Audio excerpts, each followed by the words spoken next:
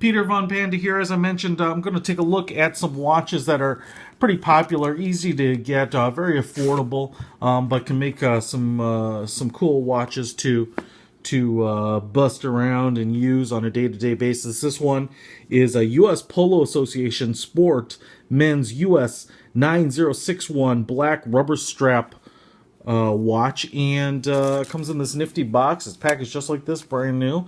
And this watch is actually pretty freaking big. Right off the bat, I can tell you that the official case diameter is 45 millimeters, but what makes this one feel so much bigger is that the band is is a lot larger than most watches. So already 46 millimeters, pretty fair sized watch, but the fact that the band kind of keeps that huge thickness of the watch prominent all the way around makes it look pretty big. So cool looking watch. Again, not super expensive, about $22 on Amazon.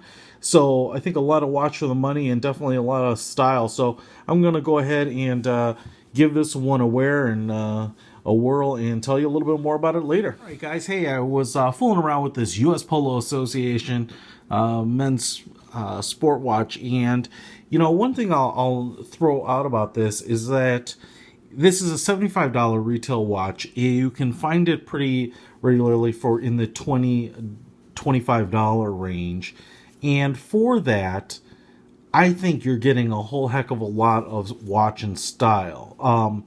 So first of all, I just kind of dig the way this thing looks. It's pretty big, 47 millimeters, but because of the way the band works, it's kind of like wearing a watch cuff or sleeve, and I can definitely see it's kind of manly. It's kind of bulky. Let me tighten it up here so that it doesn't look like I'm just draping it on my wrist. But it's I kind of dig it. Again, I've got a pretty average sized watch, but this is something you could wear out. You don't have to worry too much about beating the heck out of it or breaking it or anything like that. And it definitely would, at a glance, seem like a much more expensive watch. Obviously, it's got a quartz movement, and the thing that is a telltale sign of it being quartz is that you've got these subdials that are LCD. So that's the only way to get that kind of technology in a watch like this.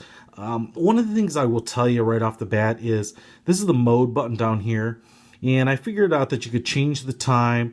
It's got a stop button for the chronograph up here and a reset button down here, as you'd expect.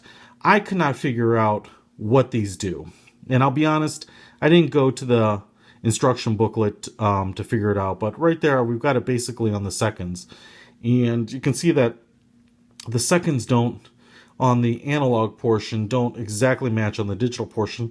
Again, not in this price point, I'm not too picky about that, but it wasn't obvious to me that there was an indicator that you're in stopwatch mode, that you're in time mode or dual time mode, etc., etc. So you'd probably have to go to the manual for that. The one thing I do dig is that this top button up here is a light, so you do have that kind of indiglow backlighting, so if in the dark, it's nice to be able to check out that time. The watch does have lume, so I did take it in the dark. The hour and the minute hand have it, and then obviously these slightly off-white hour markers are luminous too, so that's pretty cool. The thing I can tell you about why this watch is pretty inexpensive is, it's a quartz watch, and this is a little more style than substance. I don't really fault it too much for that. It's got this metal case, which doesn't feel like stainless steel, but it probably is. You can see a little bit of texture there, kind of like the plating was painted on, which I feel like it is. It's maybe an also chrome, certainly not chrome like a car bumper. But it looks good. It looks good. I won't fault it for that, and it's got some pretty decent weight to it. This outer bezel and that inner white ring, to me, are clearly plastic. And again, that's another money-saving feature. I can see that this gets brushed up against some rock, or when you're out doing things and being outdoorsy and sporty or playing polo with it, it's going to get scratched up, and those scratches are going to be pretty deep and they're going to kind of be gouges. I feel like this is not going to be the world's most durable watch. The face is silver. You can see that it's a metallic-like silver in there, and then the lume is that on the hour markers, and the numbers are just slightly off-white. And again, it's the fit and finish of this watch that, if you compare this to a higher-end watch, you can see where it lets you down a little bit.